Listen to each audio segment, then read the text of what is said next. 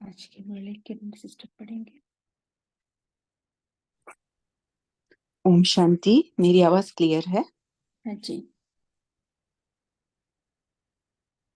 तो आज हम पढ़ेंगे 14/11/1978 की मुरली, वक्त की पुकार।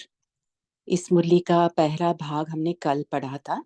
आज हम अगला भाग पढ़ने जा रहे हैं। तो उससे पहले हम थोड़ा सा रिवाइज कर लेते हैं।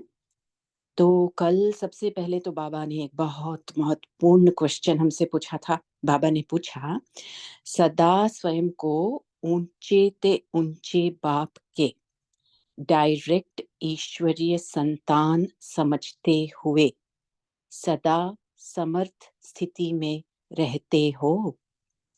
तो ये प्रश्न बाबा ने कल पूछा था और सभी ने इसका जवाब जरूर दिया होगा जब मुरली को फिर से पढ़ा होगा। बाबा ने हमें कई चेकिंग पॉइंट्स दी थी जिससे हम ये चेक कर सकते हैं कि क्या हम इस स्थिति में सदा रह पाते हैं, सदा समर्थ रह पाते हैं।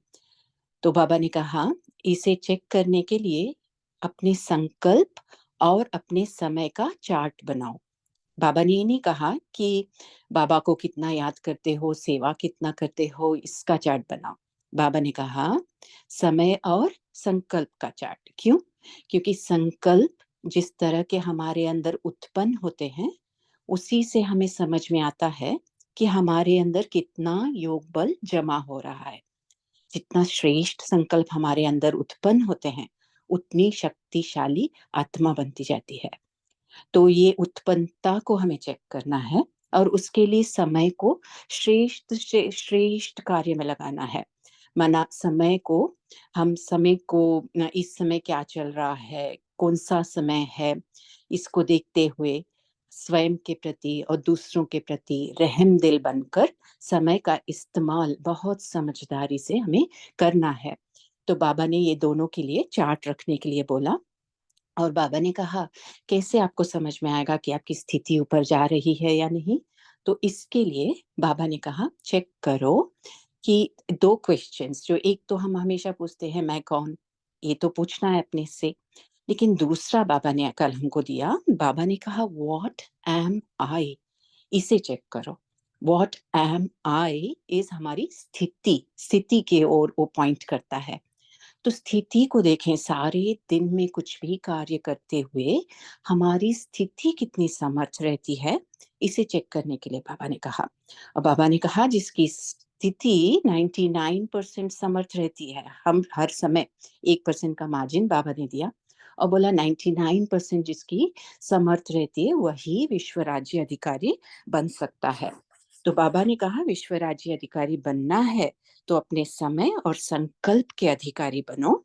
और बाबा ने कहा कि एक इंडिकेशन कि आप समर्थ बनते जा रहे हो ये आपको समझ में आएगा इस बात से कि आपकी स्थिति कितनी संतुष्टता में रहती है, कितनी संतुष्टता आपके अंदर उत्पन्न होती है। एक होता है संकल्प द्वारा हम अपने आप को कुछ संकल्प दें और संतुष्ट महसूस कराएं, और दूसरा होता है हम बस अपना जीवन जी रहे हैं और हम देखते हैं कि हमारी स्थिति, मतलब अपने आप हमारे अंदर संतुष्टता का गुण अम, जैसे उत्पन्न हो रहा है। तो हमें ये दूसरी संतुष्टता चाहिए, अपने आप को संतुष्ट करने वाली संतुष्टता नहीं, लेकिन ऑटोमेटिकली आत्मा जो है वो संतुष्ट रहे, ये स्थिति चाहिए। तो बाबा ने बोला चेक करो, अगर संतुष्टता महसूस होती है, अपने आप महसूस होती है, तो आपकी स्थिति ऊंची जा रही है, वरना फिर हमको उस पर काम करना है। और बाबा ने कहा जब संतुष्ट मणि ऐसे बनते जाओगे तो एवर रेडी बनते जाओगे, और इसके लिए स्व सेवा और विश्व सेवा का हमें बैलेंस रखना है। तो ये सब सारी बातें कल बाबा ने हमें मुरली में सुनाई। अब अगले पार्ट में बाबा दीदी मनमोहनी दीदी से मिल रहे हैं और कुछ गुह्य बातें बता रहे हैं। तो हम उस पोर्शन को बाबा के ही शब्दों में सुनते हैं।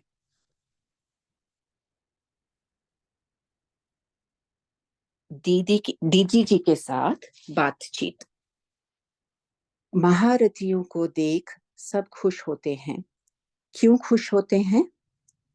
क्योंकि महारथी साकार बाप के समान सबके आगे साकार रूप में संपन्न व श्रेष्ठ हैं।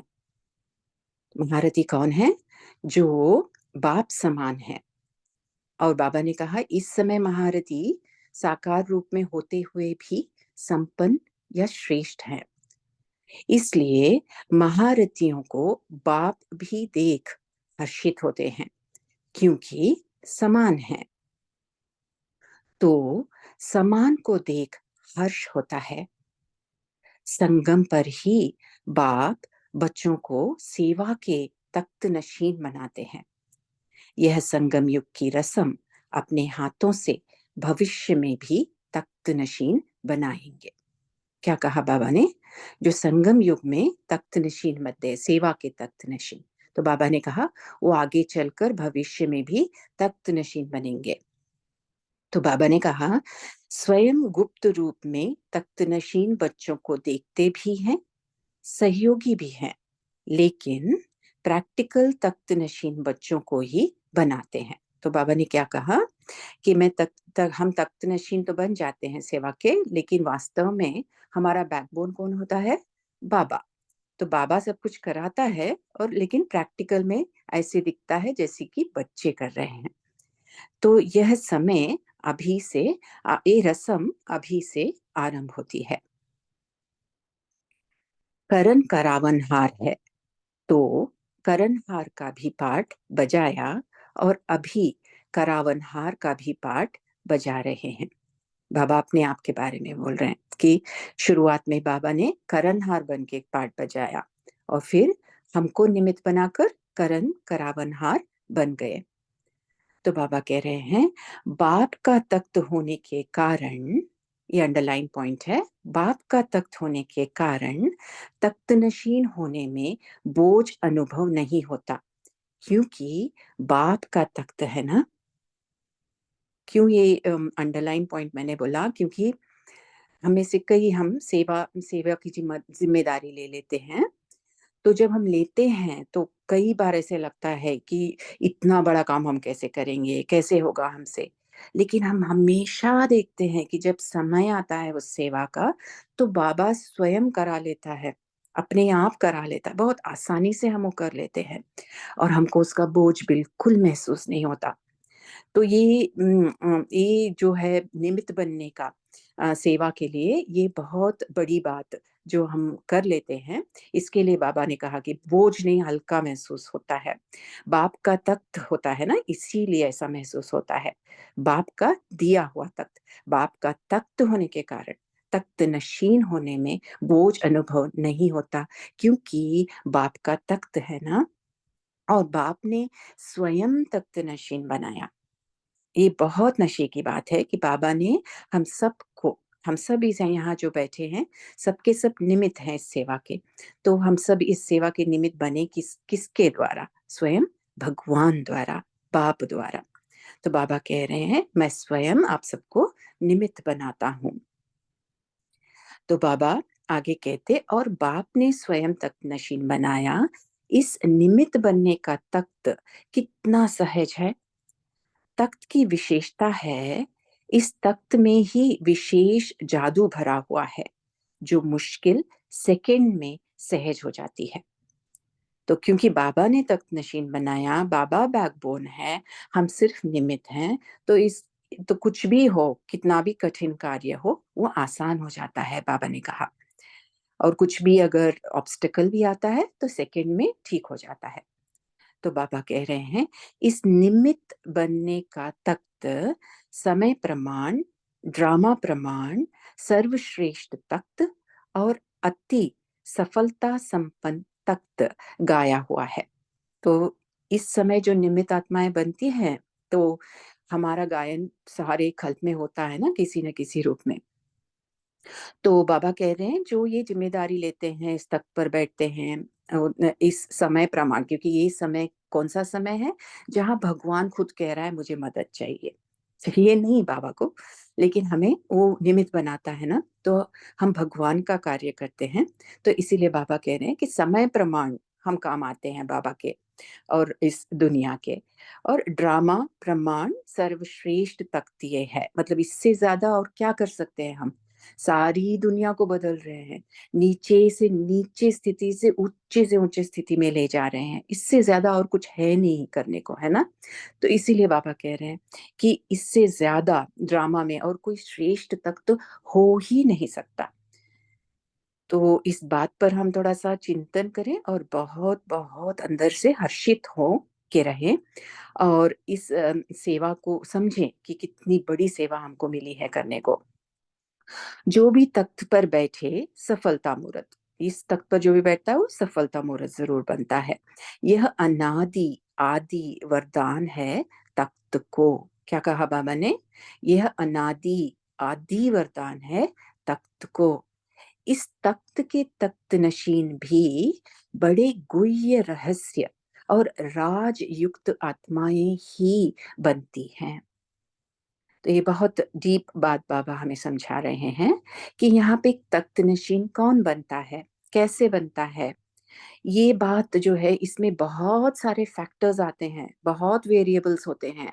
प्रकाश मणि दादी को ही निमित्त क्यों बनाया, गुलजार दादी को ही निमित्त क्यों बनाया, किसी को भी निमित्त बाबा कैसे चुनते हैं और वो तख्त पर कैसे बैठते हैं। तो बाबा ने कहा इसमें बहुत राजयुक्त बातें हैं, रहस्यमय बातें हैं। बाप दादा महारथियों को वर्तमान समय भी डबल तख्त नशीन देखते हैं। दिल तख्त तो है ही, लेकिन यह निमित्त बनने का तख्त बहुत थोड़ों को प्राप्त होता है। तो ये मनमोहिनी दीदी को बाबा बोल रहे हैं, उनके उमंग उल्लास को बढ़ा रहे हैं।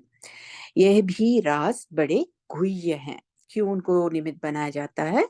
ये राज बड़े गुह्य हैं, बाबा ने बताया।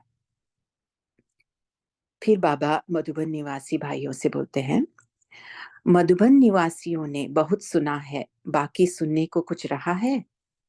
सम्मुख सुना, रिवाइज कोर्स सुना, अब बाकी क्या सुनने को रहा? जितने तीर भरे हैं उतने छोड़े हैं। देखो बाबा ने कैसे रमणीकता से प्रश्न पूछा है मधुबन निवासियों से। जितने तीर भरे हैं उतने छोड़े हैं, बाबा ने पूछा। मधुबन निवासियों को 3 प्रकार की सर्विस का चांस है। किस प्रकार की सर्विस का विशेष चांस है? विशेष मधुबन निवासियों को सहज सर्विस का साधन यह वरदान भूमि या चरित्र भूमि का आधार है। इस भूमि के चरित्र की महिमा अगर किसी आत्मा को सुनाओ तो जैसे गीता सुनने में इतना इंटरेस्ट नहीं लेते जितना भागवत सुनने में, तो ऐसे प्रैक्टिकल चरित्र सुनाने का साधन मधुबन वालों को है। तो बाबा ने क्या कहा कि जब हम सुनाते हैं, भगवत गीता सुनाते हैं, तो भल इंटरेस्ट लेते हैं, लेकिन उतना इंटरेस्ट नहीं लेते जितना कि भागवत सुनने में लेते हैं। अब ये भागवत कहाँ हुआ, प्रैक्टिकली कहाँ पे हुआ? मधुबन में। तो बाबा आप बोल रहे हैं आप उस भूमि पर रहते हो, प्रैक्टिकल उस भूमि पर ही तो भागवत की कहानियां उसी पर तो बनी हैं। तो बाबा कह रहे हैं कि तो आप वहां पे रहने वाले, वहां के चरित्र आप गा सकते हो जहां पे ये भागवत हुआ, जिसके लिए इतना नशा भक्त लोग महसूस करते हैं, उस जगह में आप हो। तो आपका साधन है ये कि मैं यहाँ रहता हूँ और यहाँ का चरित्र मैं सुना सकता हूँ, जहाँ पे स्वयं भगवान चलते थे, जहाँ पे स्वयं भगवान ने आके अपना कार्य किया, जहाँ पे ये आरंभ हुआ, ये कलयुग दुनिया सतयुगी बनने का आरंभ जहाँ से हुआ, उस भूमि का कितना मतलब नशा होना चाहिए ना। तो बाबा वो नशा चढ़ा रहे हैं। तो बाबा कह रहे हैं इस स्थान और चरित्र का भी परिचय दो, तो आत्माएं खुशी में नाचने लगेंगी। जब भी कोई आते हैं तो विशेष चरित्र भूमि को जानने और अनुभव करने आते हैं। क्या करने आते हैं? एक तो जानने आते हैं, लेकिन दूसरा अनुभव करने आते हैं आत्माएं वहां पे। तो इसलिए बाबा कह रहे हैं अनुभव करने आते हैं। तो मधुबन निवासी भागवत द्वारा सर्विस कर सकते हैं कि यहाँ ऐसा होता है। तो हम सब अपने आप को मधुबन निवासी सदा समझते हुए ऐसा नशा अपने अंदर रखें। तो बाबा कह रहे हैं, तो आप लोग धरनी की विशेषता का महत्व सुनाने के निमित्त हो। जिस नजर से सब आत्माएं एक एक रतन को देखती हैं, उसी तरह उन्हें बाप की तरफ आकर्षित करो तो कितनी सेवा है। यहाँ बैठे हुए प्रजा बन सकती है या फैमिली बन सकती है। कितनी अच्छी बात बाबा ने बोली ना, कि मधुबन में जो सेवाएं हो रही हैं, जो बोल बोले जा रहे हैं, हमारे भाई बहन बोल रहे हैं, हम भी बोलते हैं वहां जाके, तो बाबा बोल रहे हैं वो बोल क्या कर रहे हैं, सामने वाली आत्मा को या तो प्रजा बना रही है, ये बोल बना रहे हैं, बोल ये सेवाएं, या फिर फैमिली बना रहे हैं, है ना। तो ये बीके की फैमिली बन जाएंगे या फिर हमारे प्रजा में आएंगे और रॉयल फैमिली में आएंगे आगे चलकर, या फिर प्रजा में आएंगे। तो हम कितने ध्यान से ये बातें इन्हें सुनाते हैं। हम सेवा करते समय कितनी ऊंच स्थिति में बैठकर ये सेवा करते हैं, उसकी ओर बाबा इशारा दे रहे हैं। तो हमारे बोल से किसी का सदा काल परिवर्तन हो सकता है, तो ये बाबा बोल रहे हैं। और बोल ही नहीं, सर्विस, कोई भी टाइप की सर्विस से। तो बाबा कह रहे हैं कि ये तो या तो प्रजा या तो फैमिली बन सकते हैं। जैसे ताजमहल में गाइड्स कितने रमणीक ढंग से ताजमहल की हिस्ट्री सुनाते हैं, ऐसे चरित्र सुनाओ तो उन्हें सहज ही याद रहेगी और उस सेवा का फल आपको मिल जाएगा। तो नशे से हमें सुनाना है, बाबा कह रहे हैं। जो भी आवे उसको खुशी खुशी से, उमंग से, लगन से, महत्व में स्थित हो करके अगर महत्व सुनाओ तो बहुत अधिक फल ले सकते हो। ऐसी सेवा करने से बहुत खुशी रहेगी। तो एक होता है हमने बस सेवा कर दी, जो सुनाना था सुना दिया। दूसरा होता है हम निमित्त बनकर सुनाए, मैं भगवान की निमित्त हूँ, भगवान मेरे द्वारा सुना रहा है, और इस महसूसता में, उस खुशी में, उस नशे की महसूसता में सुनाए तो सामने वाले पर जरूर असर पड़ेगा। तो सेवा भी रही, याद भी रही और प्राप्ति भी रही। और क्या चाहिए। ऐसे लकी को मधुबन निवासी इस वर्ष में विशेष स्वयं और सेवा का बैलेंस चाहिए, बाबा ने कहा। सेवा के साथ स्वयं की पर्सनालिटी और प्रभाव या धारणा मुहूर्त का प्रभाव सोने पर सुहागे का काम करेगा। एक होता है हमारा सेवा, स्व सेवा, विश्व सेवा का बैलेंस, लेकिन यहाँ पे बाबा क्या बात कर रहे हैं, हमारी स्वयं की सेवा में बैलेंस हो, जिसमें केवल हमारी सेवा ही ना हो, हमारी पर्सनालिटी भी सेवा करे। और पर्सनालिटी क्या होती है, आगे बाबा उसको सुना रहे हैं। कोई भी देखे तो अनुभव करे, ज्ञान मूर्त और गुण मूर्त दोनों की समानता दिखाई दे। अंडरलाइन पॉइंट्स हैं। अभी तक आवाज आती है कि ज्ञान ऊंचा है लेकिन चलन ऐसी नहीं। तो बाबा क्या कह रहे हैं, हमारी चलन में भी ज्ञान छलके और साथ साथ हम ज्ञान भी सुनाएं, दोनों हो। तो ज्ञान मूर्त भी होना है और गुण मूर्त भी होना है। तो दोनों के बैलेंस का अटेंशन रखने से प्रजा व वारिस दिखाई देंगे।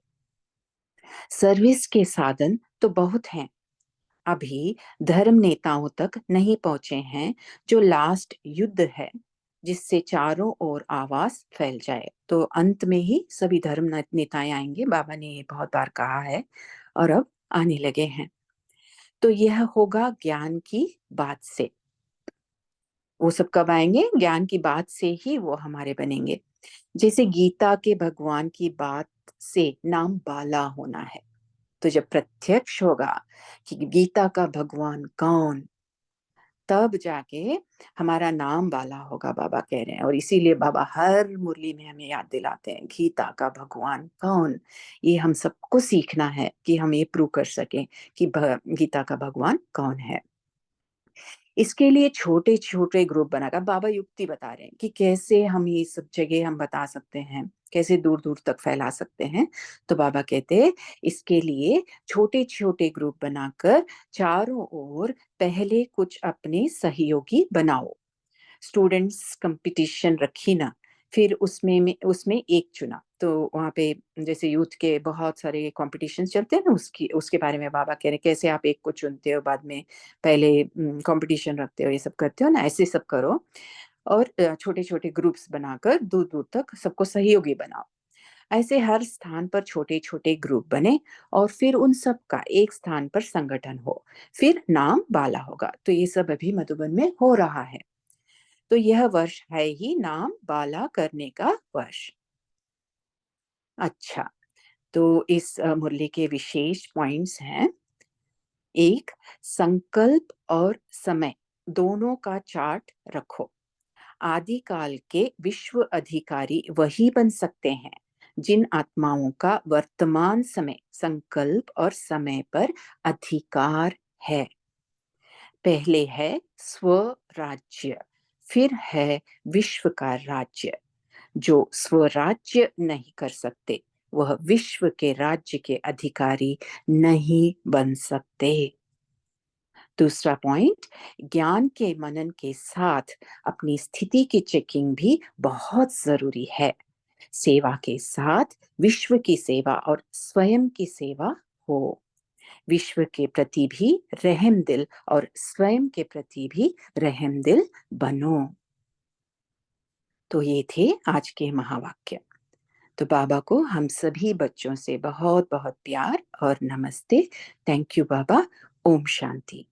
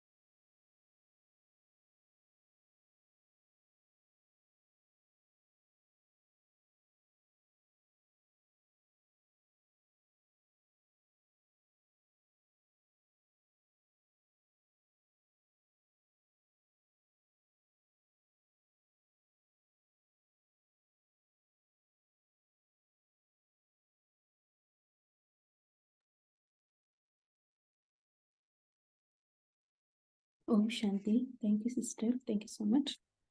प्रीति सिस्टर बोलिए।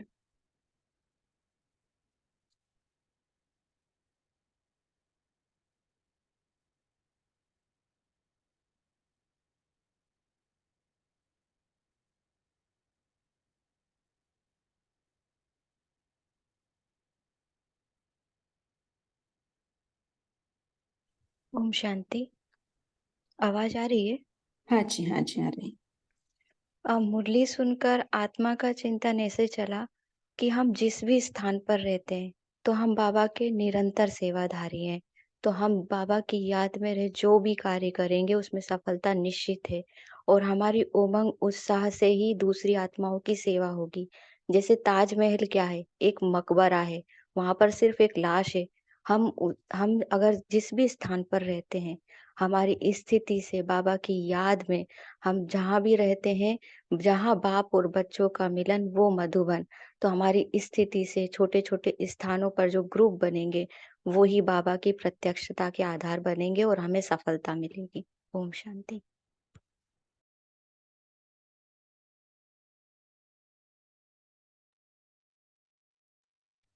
ओम हाँ शांति। ओम जी, शांति। मैं बोलूं? हाँ जी, हाँ जी। ओम शांति। गुड मॉर्निंग सभी परिवार को। बाबा ने आज कहा है यह निमित्त बनने का तक बहुत थोड़ों का प्राप्त होता है। यहाँ भी राज बड़े प्रिय है। ओम शांति।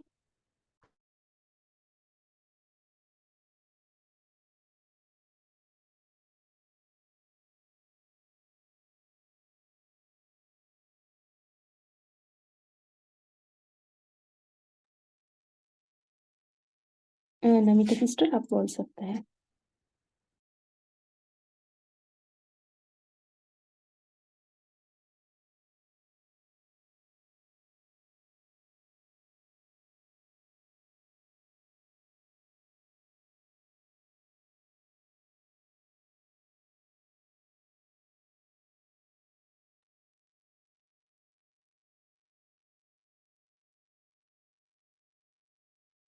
नमिता सिस्टर, आप अनम्यूट नहीं किया है, तो कुछ सुनाई नहीं दे रही। अजय भाई जी बोलिए।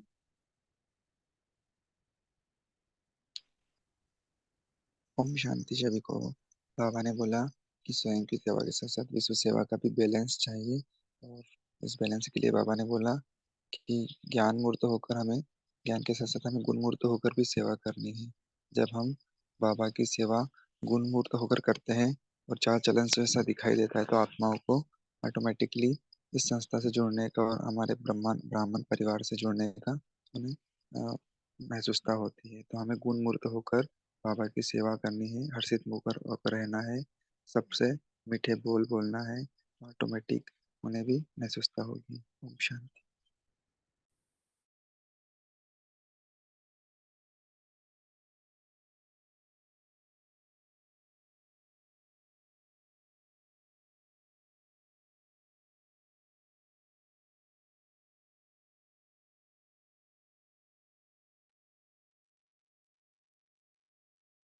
बाबा ने कहा ना, अब तक आवाज आती है कि ज्ञान ऊंची है, लेकिन चलन ऐसी नहीं है ना। ज्ञान कितना हाईएस्ट है हमारा, लेकिन हमारा चलन है ना, हमारा बिहेवियर उतना ऊंच नहीं बना है ना। इसलिए बाबा ने कहा अभी इसको ऊपर अटेंशन रखना है। किस बात पर? ज्ञान मूर्त और गुण मूर्त, तब वारिस दिखाई देंगे। बाबा ने कहा प्रचा या वारिस, है ना। हम खुद ज्ञान मूर्त बनना है, जैसा ज्ञान है वैसे हमें चलना है। अच्छा, और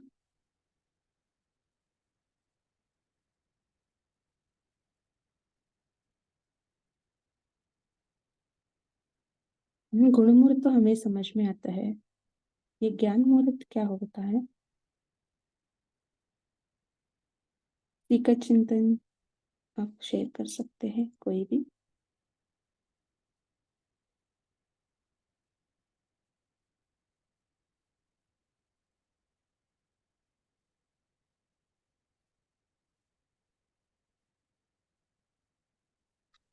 ओम शांति जी, आवाज आ रही है? हाँ जी, हाँ जी। जी, ज्ञान मूर्त का अर्थ ये है कि बाबा ने जो हमें ज्ञान दिया कि बच्चे तुम आत्मा हो, तो उस एक पॉइंट से कि मैं खुद को कितना उस स्थिति में महसूस करती हूँ, और मेरी जो वृत्ति है, दृष्टि है दूसरों के प्रति भी, कि सभी आत्माएं हैं और बाबा के बच्चे हैं।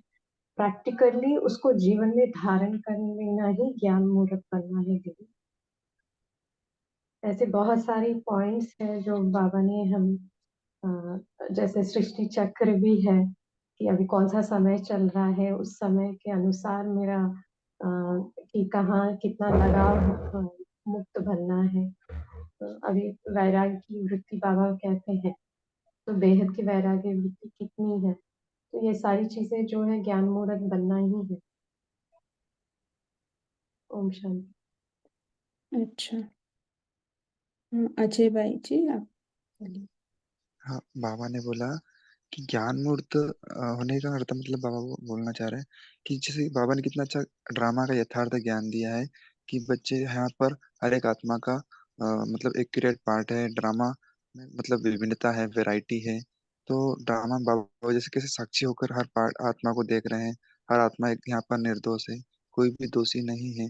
हर आत्मा अपने अपने अनुसार पार्ट प्ले कर रही है। तो इस यथार्थ ज्ञान को हमें समझना है, यही ज्ञान मूर्त है। जी, है ना, समझ कर चलना। जी, और नमिता सिस्टर बोलिए।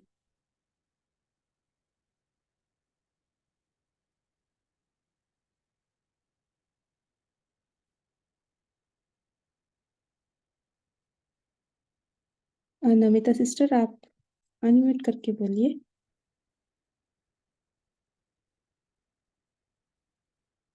अच्छा, ललिता दीदी आप बोलिए। ओम शांति।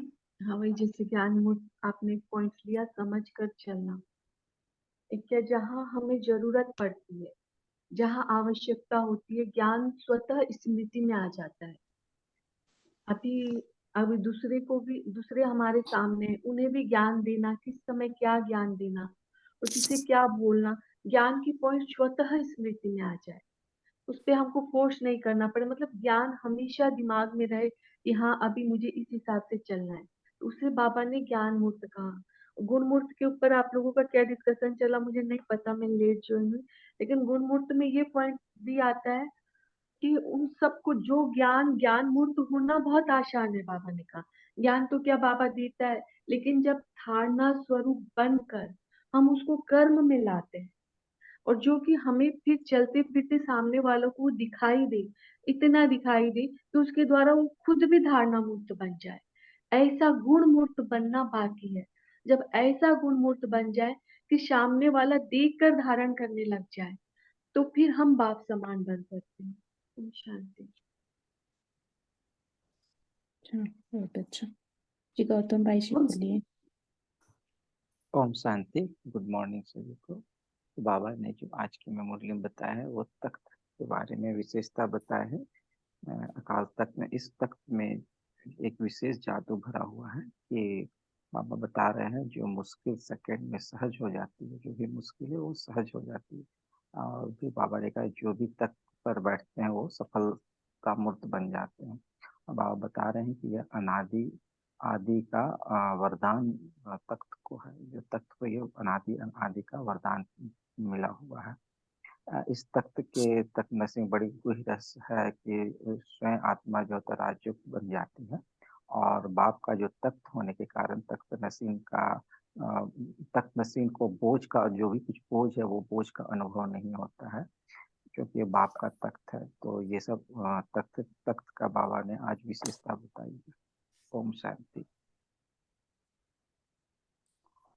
ओम नमिता शांति दीदी। हाँ जी। दीदी, पहले से मेरी अनम्यूट नहीं हो रहा था इसलिए मैं अच्छा, बोल नहीं पाती, वो भी हुआ।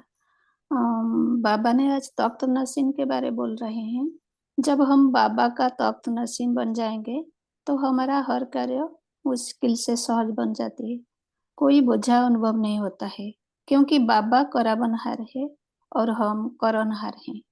कोई भी सेवा हम कर रहे हैं, कहाँ भी कर रहे हैं, बाबा ने हमारा द्वारा करा रहे हैं, हम सब निमित्त हैं।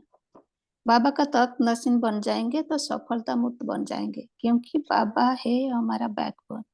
वह हमको तख्त नसीन बनाने के लिए बहुत सारे परिस्थितियां हमारा सामने लाते हैं। फिर भी जब हम बाबा को साथ रखते तो बाबा का साथी भी अनुभव कर पाते हैं और बाबा का तख्त नसीन बन जाते हैं, क्योंकि सेवा के लिए हम निमित्त हैं। और हमको बाबा ने बोला कि हमको ज्ञान मुक्त और गुण मुक्त बनकर सेवा करना है। ज्ञान तो हमको मिला, लेकिन जब हम तख्त नसीन पर बैठेंगे तो हम ज्ञान मूर्त बन जाएंगे और हमारा गुण मूर्त बनेंगे। कैसे कि हम जब हमारा चाल चलन स्वभाव संस्कार में दिखाई देता है तो हम गुण मूर्त बन जाएंगे। माना हम धारणा अच्छी तरह कर लेंगे तो हम गुण मूर्त बनेंगे। तो बाबा ने कहा स्वयं और सेवा का बैलेंस रखना है। ओम शांति। अच्छा है ना, हमको पता है ना, कोई भी सिचुएशन आए ना, वो सिचुएशन क्यों आई, ना किस लिए आए, सो उस टाइम हम रिएक्ट न करें, व्यर्थ में न चले, ये ज्ञान मुहूर्त हो गया है ना, मुझे पता है, नॉलेजफुल है मैं। तो उसी प्रमाण उस समय हमारा गुण क्या दिखाई देना है ना, शांत रहकर ना उस प्रॉब्लम को सॉल्व करना है ना। सो ये बात है। सो ज्ञान है तो वहाँ कोई व्यर्थ चिंतन नहीं चलेगा, किसी को हम दोषी नहीं बनाएंगे है ना। हमें फुल नॉलेज है ना, ये सृष्टि चक्र का आदि मध्य अंत का नॉलेज है, परिस्थिति का नॉलेज है ना। परिस्थिति के ऊपर भी हम दोषी नहीं बनाएंगे, कोई भी परिस्थिति हो, बाबा ने क्या बताया उसी प्रमाण हम चले है ना, ये बात जी। और किसी को कुछ शेयर करना है? ओम शांति। तो ये ज्ञान मुहूर्त और गुण मुहूर्त को लेके एक और एग्जाम्पल याद है जो अब तक कहा, सब सही लगा। लेकिन एक और एग्जाम्पल जो आज बाबा ने मुरली में कहा कि ये प्रूव करके दे हम दिखाएंगे ना कि गीता का भगवान कौन है। तो हो सकता है हम ज्ञान द्वारा ये बहुत स्पष्टता से किसी को समझा सकते हैं और करते भी हैं, ग्रुप को समझा सकते हैं। लेकिन जो गुण मूर्त आत्मा होगी ज्ञान मूर्त के साथ, वो केवल उस ज्ञान को ऐसे ही समझा नहीं देगी, लेकिन समझाने की का प्रयास केवल नहीं करेगी, लेकिन वो देखेगी इसके सामने वाली आत्मा वो किस सुनने की स्थिति में है, उसमें कितनी शक्ति है इस बात को धारण करने की, समझने की, और उसका क्या मतलब।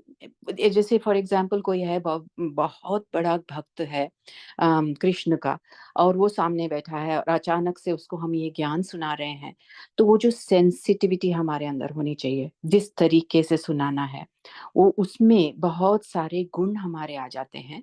और हो सकता है उससे उसे धारण ना होने के कारण वो कुछ हमसे बोले भी, जिस समय हमें सहन शक्ति यूज करना हो, समाने की शक्ति यूज करना हो, ये सारी शक्तियां यूज करते हुए मतलब ये गुण हमारे अंदर दिखाई दे कि हम फिर भी शांति से उसकी स्थिति को, उसके भावनाओं को सामने रखते हुए हम उसे समझा सकें, तो वो गुण मूर्त आत्मा होगी।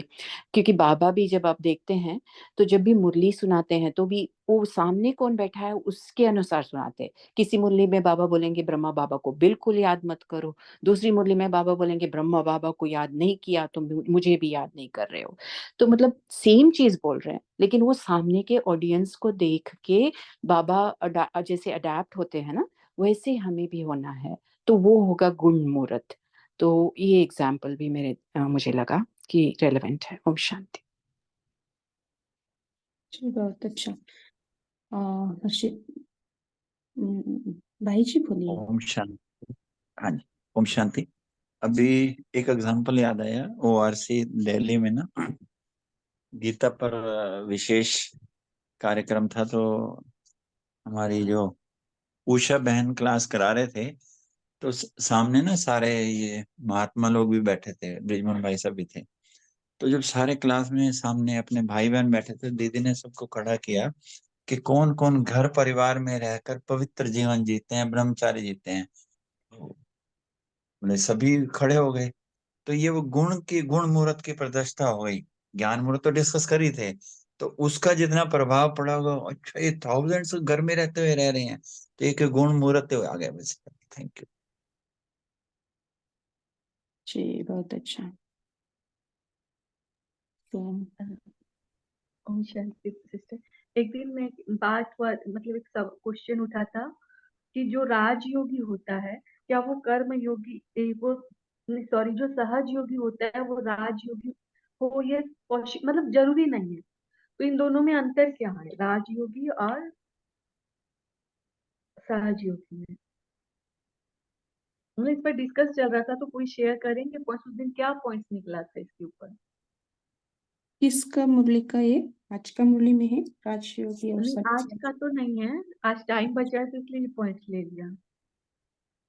जी पहले है ना कोई किसी को इस मुरली के ऊपर शेयर करना है तो शेयर कीजिए, नहीं तो इसके ऊपर हम डिस्कशन करेंगे। 1 मिनट बचा है हमारा साथ।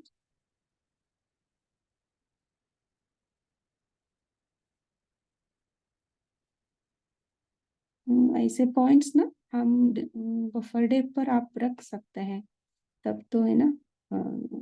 अभी आज के मुरली के अनुसार सभी बोल रहे हैं, सो किसी का हो गया बोलना फिर बोल सकते हैं। जी मीनू सिस्टर बोलिए। ओम शांति। अभी जैसे भाई जी ने बताया ना ओआरसी का, तो वहां पर मुझे भी एक गुण मुहूर्त की बात समझ आई। एक भाई ने, जो सन्यासी आए थे, उन्होंने अपना एक्सपीरियंस शेयर किया था, वो काफी बार आ चुके हैं। तो ज्ञान तो देखो जब भी कोई आता है तो हम सबको बताते ही हैं। तो उन्होंने जो ऑब्जर्व किया, कहते जब मैं आया रास्ते में कितनी बार दीदी ने मुझे फोन करके पूछा आप कहाँ पहुंचे। मैं 10 बजे पहुंचा तो उन्होंने कहा आप दूध लेंगे। तो कह रही मुझे ऐसी भाषा आई, वो ये काम तो सिर्फ माँ ही कर सकती है। मतलब वो जो पालना, जो गुण मूर्त वाली बात है, जो बाबा ने हमेशा पालना की बात कही, तो वो बहुत जरूरी है। क्योंकि ज्ञान तो ज्ञान मुहूर्त तो बनना ही है, साथ साथ गुण मुहूर्त भी बनना है, क्योंकि बाबा कहते हैं ना कि मुख से तो ज्ञान सुनाना है पर कर्म से जरूर करके दिखाना है। और मुहूर्त शब्द जो है ना वो अपने आप में इतना मतलब इम्पोर्टेंट है ना, कि अगर हम एक मूर्ति देखते हैं तो उसकी एक एक पार्ट, मतलब अगर हम उसके हाथ देखें, उसके पैर देखें, उसकी आंखें देखें, सब नक्काशी में, मतलब हमारे हर श्वासोश्वास, हर कर्म में, हर जगह वो मतलब झलक रहा हो, ऐसा हमें बनना है। क्योंकि बाबा कहता है आप हीरो हीरोइन हो, आप बेहद के स्टेज पर हो, आपकी एक भी एक्ट डिससर्विस भी कर सकती है और सर्विस भी कर सकती है। अगर आपने जरा सी भी गलती करी तो वो सब देख रहे हैं, कहेंगे ये भी ऐसे हैं, और आपने अच्छा किया तो वो सबको ऊपर उठा सकते हैं।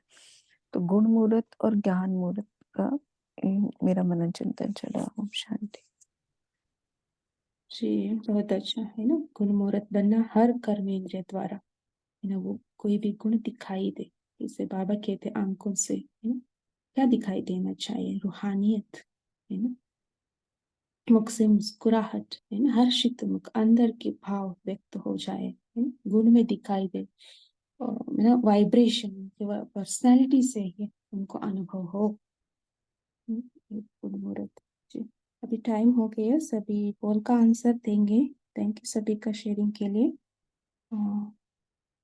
कॉल लॉन्च हुआ है, आप सभी शेयर मेन स्क्रीन पर आकर के कॉल का आंसर देंगे।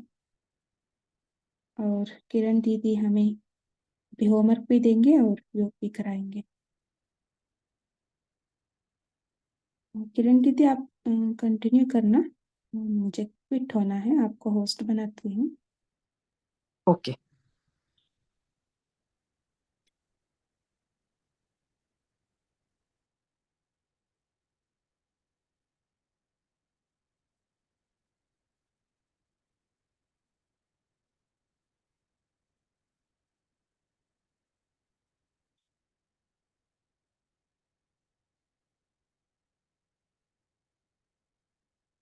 ओम शांति।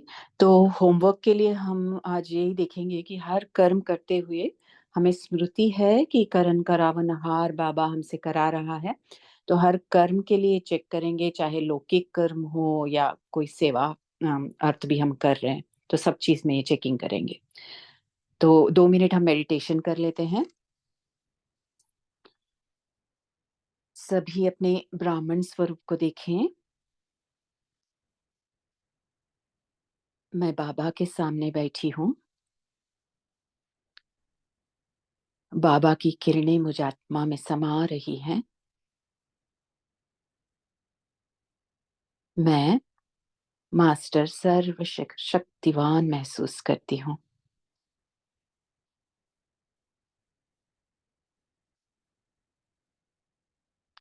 मैं आत्मा बाबा के साथ कंबाइंड सदा समर्थ हूँ।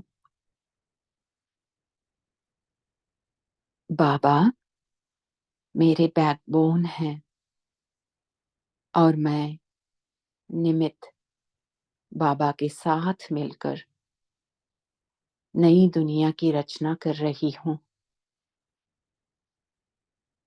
मेरा हर पल इसी कार्य में जुटा है। मैं आत्मा महारथी, समर्थ, शक्तिशाली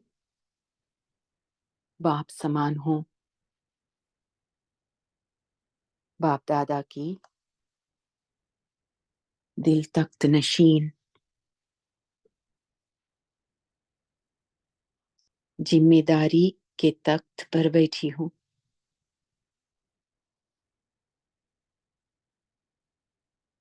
बाबा के संग के कारण हल्की हूँ। मैं अपने सामने अपने देव स्वरूप को देख रही हूँ। देखती हूँ इस स्वरूप मेरे ओर आते हुए मुझ में समा जाता है। मैं आत्मा 16 कला संपन्न, संपूर्ण निर्विकारी, डबल अहिंसक, डबल ताजधारी, मर्यादा पुरुषोत्तम हूँ।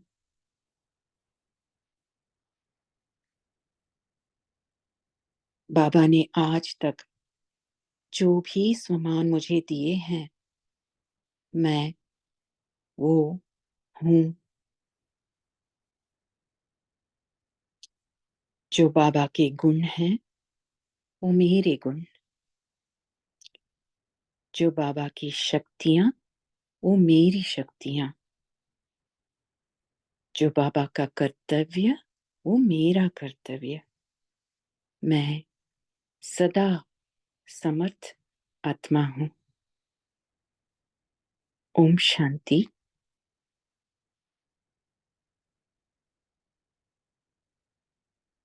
थैंक यू सभी को जुड़ने के लिए। ओम शांति। शुक्रिया, शुक्रिया मेरे बाबा। ओम शांति। ओम ओम शांति। शांति। ओम शांति। शुक्रिया ओम शांति। शुक्रिया प्यारे ब्राह्मण परिवार को। ओम शांति। ओम शांति, शुक्रिया, थैंक यू। ओम शांति, ओम शांति, ओम शांति। ओम शांति।